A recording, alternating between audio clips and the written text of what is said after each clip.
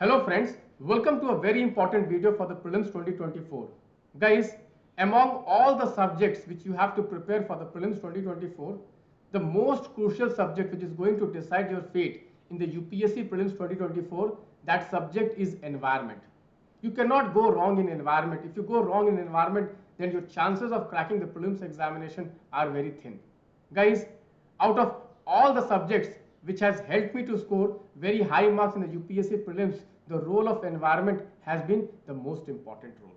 Guys, I've scored one of the highest marks in the UPSC prelims examination, and if you say which is that subject which has helped you to score very high marks, it is environment. Because the number of questions in the last 10 years from this subject has been rising, and if you prepare strategically, then you can definitely do very well in this section without much effort. But the problem which most of the students faced when it comes to environment is that what should be their source for environment. In this video, I'm going to clarify and I'm going to trace few of the questions which have come from the environment to those sources, and I'm going to clear your dilemma. The most common source for environment is the Shankar IAS book and the PMF IAS book. So one thing which basically creates a dilemma in the mind of aspirant is that which one to choose among these two books. Okay, this is a very big dilemma. But the larger question is that, should we invest disproportionate time in covering any of these two books without covering the NCERTs?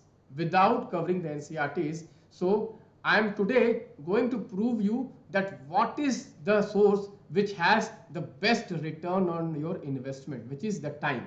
Because you have you do not have a lot of time. You have to prepare this subject in the minimum possible time, and you have to get maximum marks. So guys, for that, what we have to do is that we have to first analyze the type of questions which are coming from the environment subject. Guys, if suppose there are 20 questions coming from the environment subject, then 10 questions are directly from the current affairs.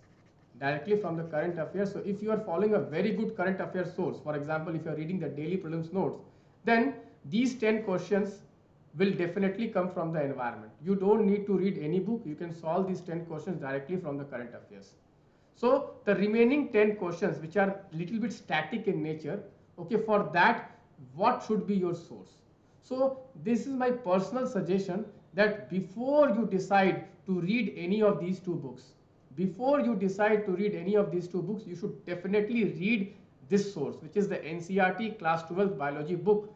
In this book, there is one unit, which is unit 10, ecology, and it has 4 chapters: organisms and population, ecosystem, biodiversity and conservation, and environmental issues.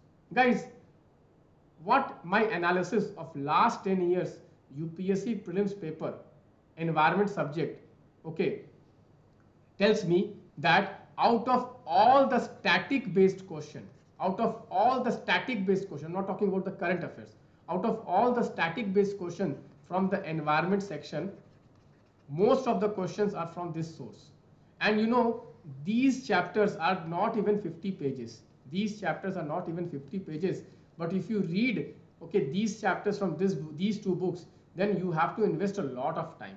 So my suggestion to all the UPSC aspirants for the prelims 2024, as far as environment subject is concerned, is that you start first cover and master these 4 chapters before you go to these two books.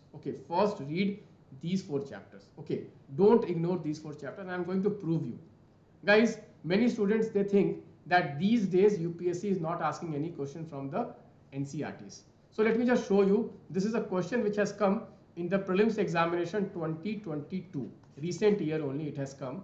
And it was a question which was current based question in the context of WHO air quality guideline. Consider the following. Guys, I have always believed that UPSC prelims examination is not about hard work. It is always about smart work. Because in my experience of cracking the prelims examination 6 times, I have never worked hard. I have always have very strategic approach, and that strategic approach has given me rich dividends, and I have scored one of the highest marks in the prelims examination.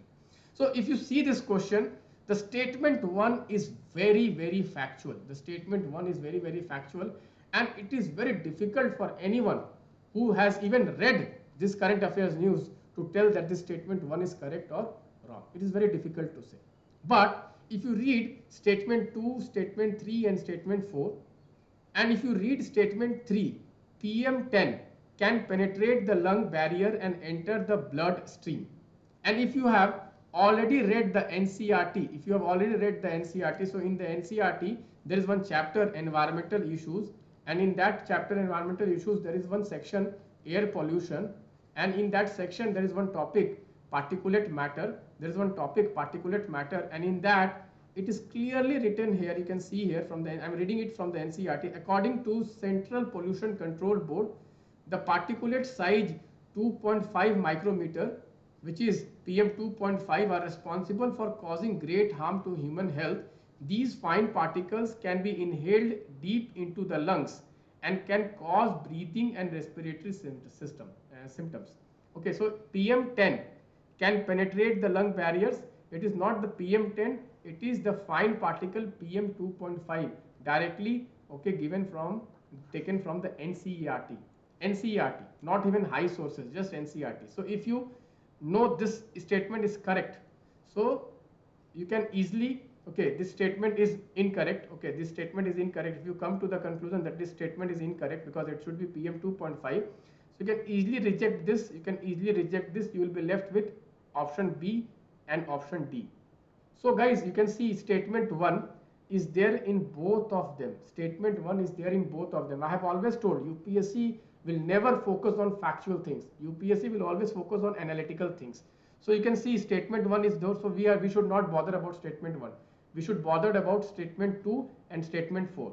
And out of statement 2 and statement 4, okay, obvious reason statement 4 is correct because statement 4 is talking about possibility, and statement 2 is illogical because it says that ozone pollution is highest when the weather is inclement, when the weather is disturbed.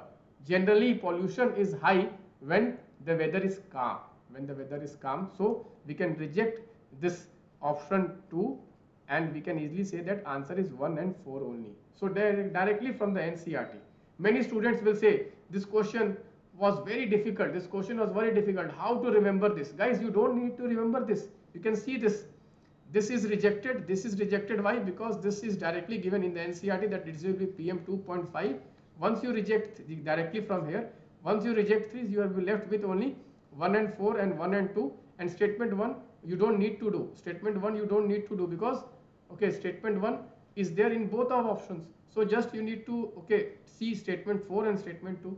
Similarly, I will just show you many other questions which have come directly from the NCERT sources. You can see here which one of the following correct sequence of the ecosystems in order of decreasing productivity.